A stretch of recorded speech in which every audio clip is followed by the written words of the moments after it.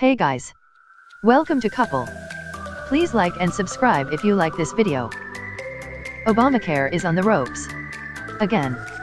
President Barack Obama's crowning achievement in the domestic policy arena became law in 2010 and was upheld by the Supreme Court in 2012. But the Justice Department now says it won't defend a key part of the law in court. How is that possible?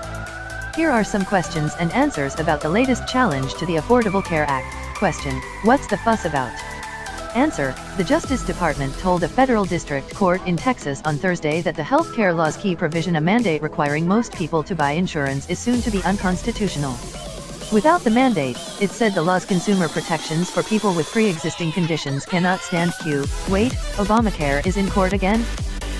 Texas is leading a group of 20 states with Republican governors or legislatures that contend the entire law will become unconstitutional because the penalties for not getting insurance have been removed by Congress. Under normal circumstances, the federal government would defend the law.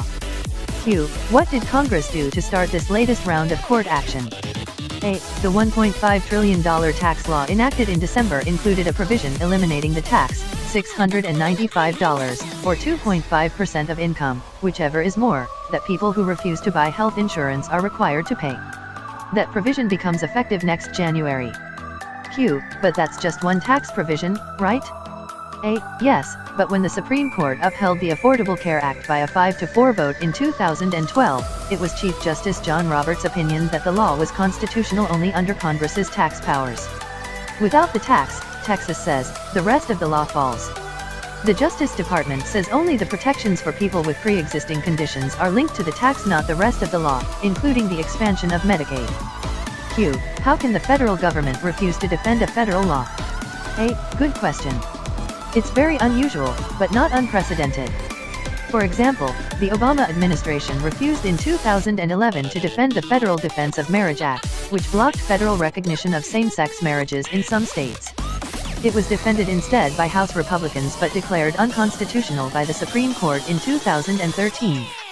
Who will defend the law now? California, as the leader of 16 states led by Democrats that had intervened on the federal government's side, likely will take the lead in court. But the court will take notice that the Trump administration has switched sides. What are the prospects?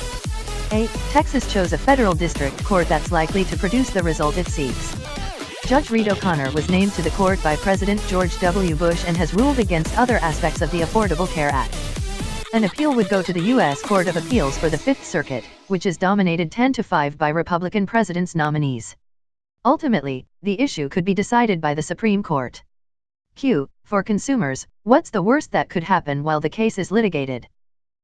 Once the tax penalty expires in January, insurers facing expensive consumer protections without tax revenue could raise rates or refuse to sell insurance to those with pre-existing conditions.